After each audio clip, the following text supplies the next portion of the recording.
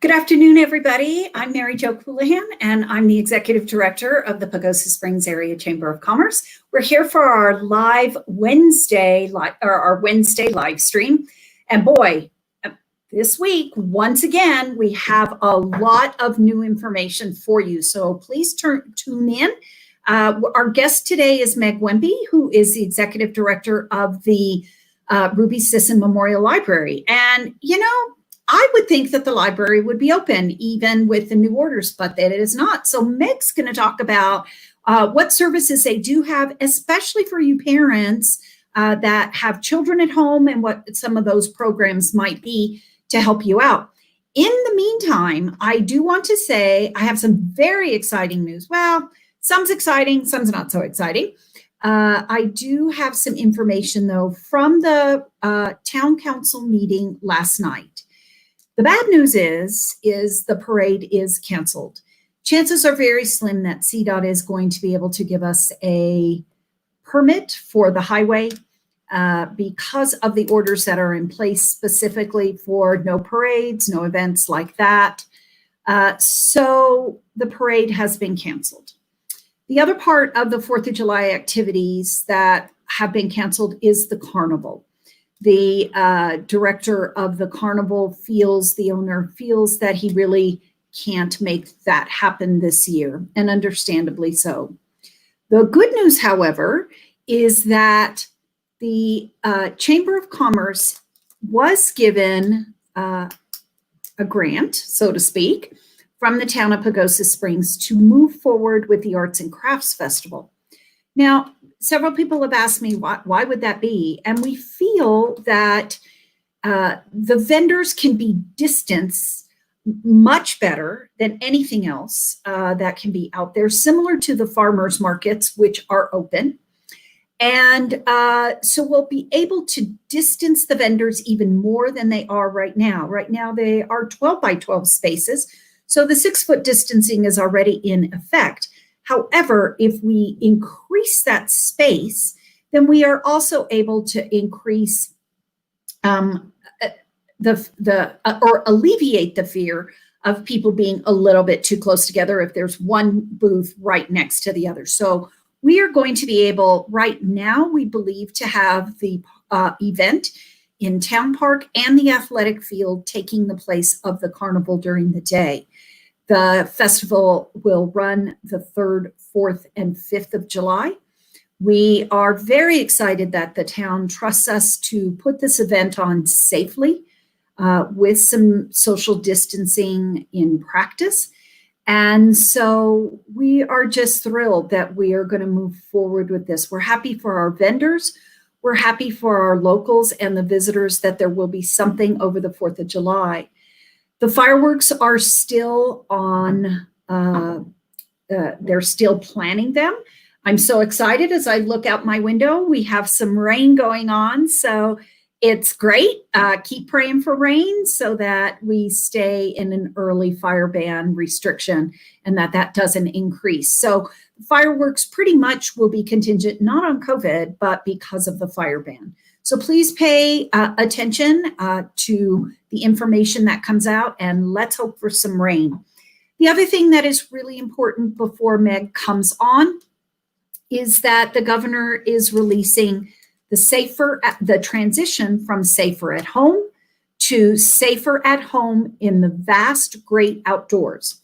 Now, a lot of people are asking, well, is the 10-mile limit still in effect? It is not. The verbiage is pretty general, but that's okay.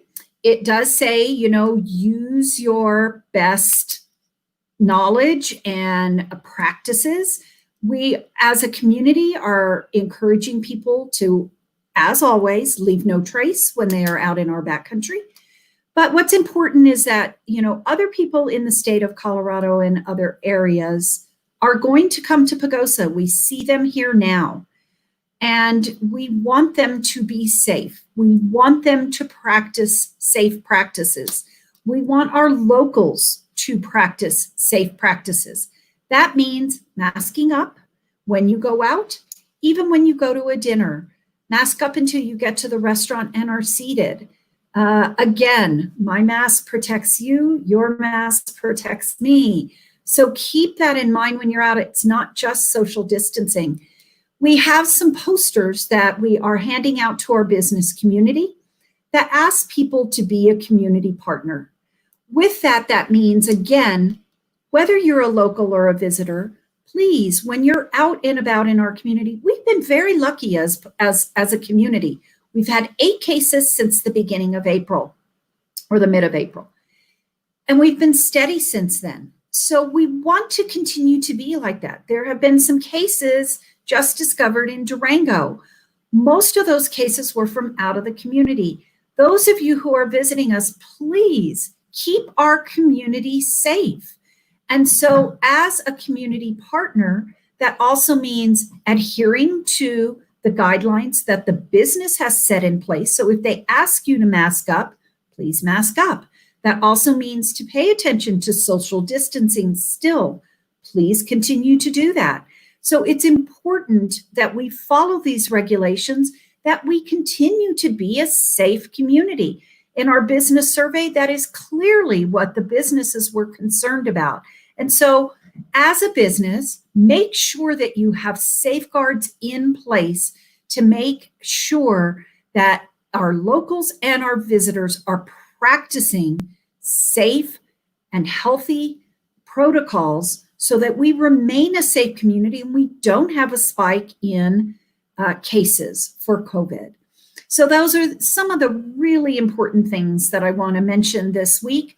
Also, speaking of masks, we are looking for some sewers. And so if you have an opportunity and a break and would love to volunteer some of your time to sew some masks, we have quite a few. We have a lot of businesses asking for these masks so they can hand them out to some of their clientele. We have the material, we have the bias tape ready for the ties. Everything is ready to go. We just need some sewers.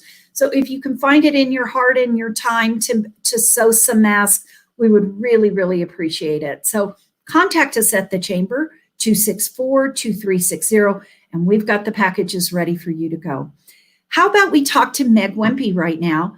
And again, Meg is our director of our local library known as the Ruby Sisson Memorial Library. I think I missed an initial in there somewhere, but Meg, school is out and parents are looking to do things with their kids.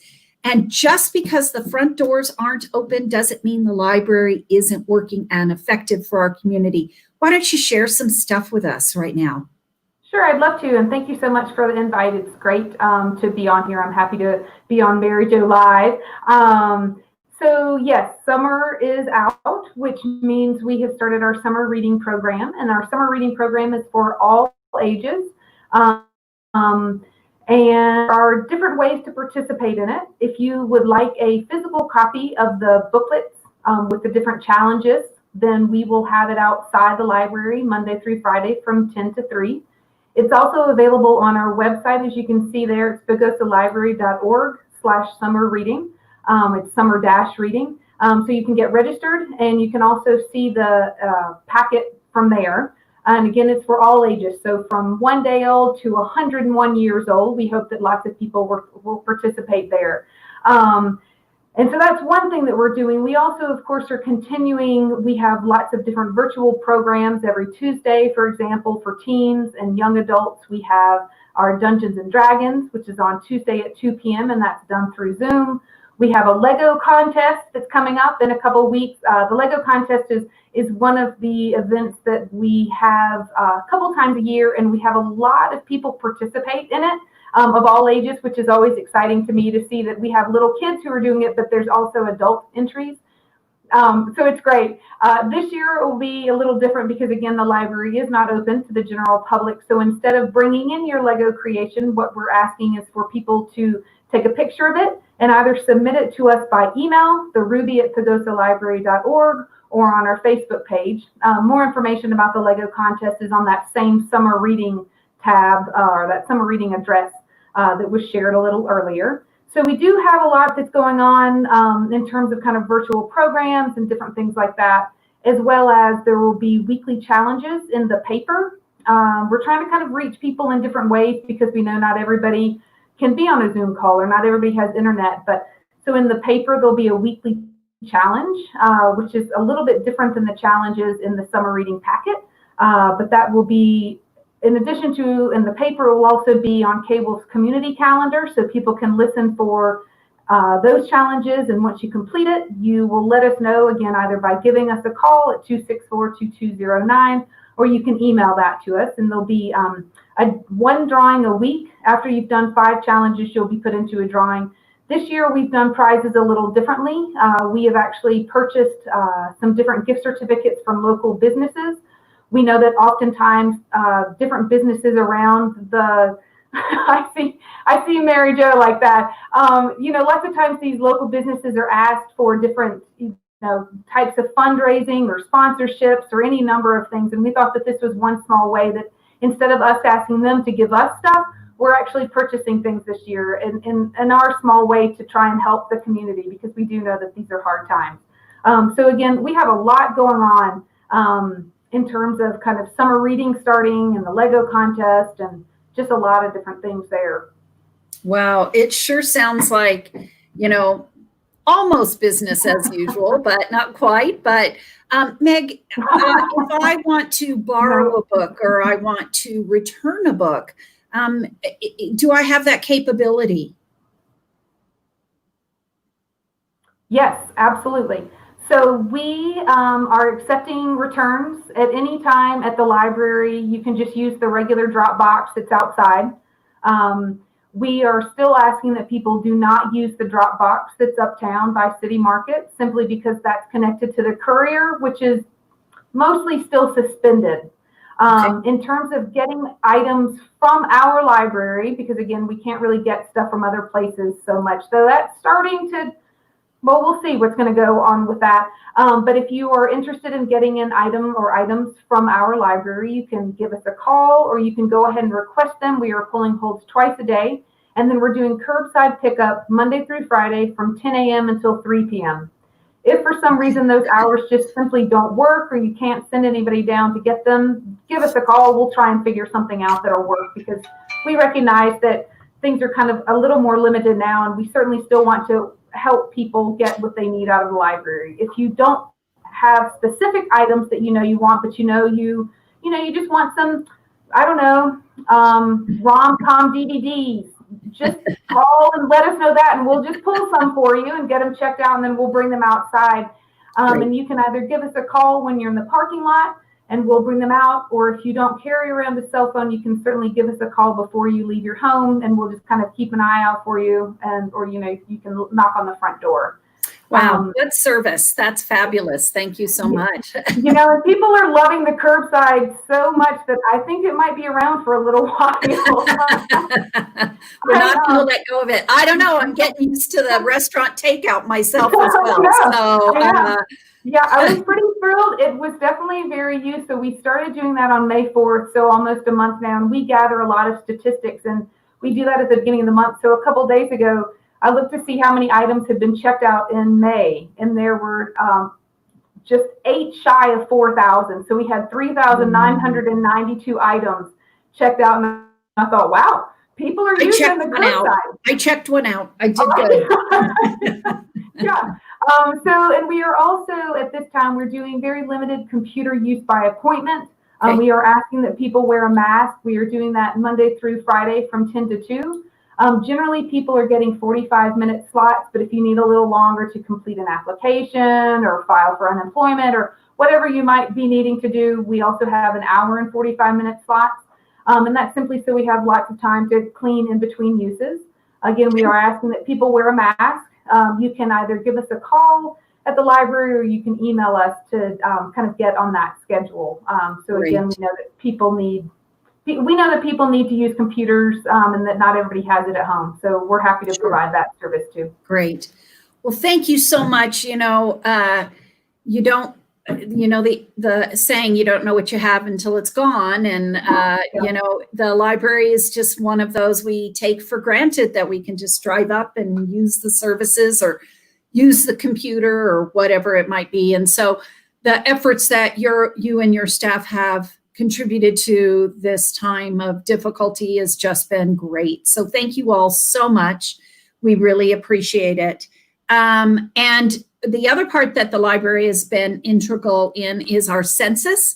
And so we just want to remind everybody, as we do all the time, the census workers are back out in the field, and they will be doing a kind of a drop-off.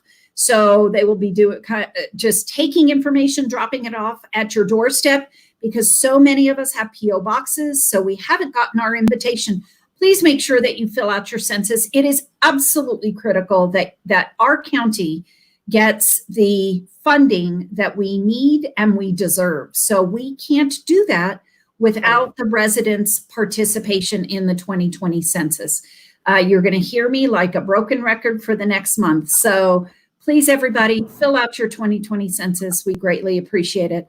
Lots more coming on board with the governor's address in the next couple days. We expect that tomorrow. As a reminder, short-term rentals are also open for business now officially as of June 1st. So there's lots going on. Please check out our website, pagosachamber.com. We have a COVID page. You can see some of our older live streams, and you may have missed something here and there. But we do these live streams because the pace of business changes so fast, and we want you to be informed.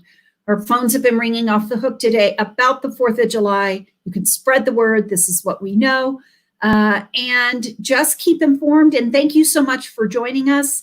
And keep hoping for some rain, and we'll keep that fire ban down. And we will be looking forward to some more activities and businesses opening in the upcoming weeks. That includes outdoor activities, more outdoor activities, as well as places of worship. Archuleta County will also be asking for a variance to increase the attendance at places of worship and to include businesses such as the library that is not open. So stay tuned as our community goes forward. And all I can again ask you is please be safe, please be smart, please keep our community healthy and happy. And as we open our businesses, we ask that you support our local businesses and keep them in business. Thank you, everybody, for joining our live stream on Wednesday afternoon. If you have any questions, call the Chamber of Commerce. We're happy to help you. Goodbye.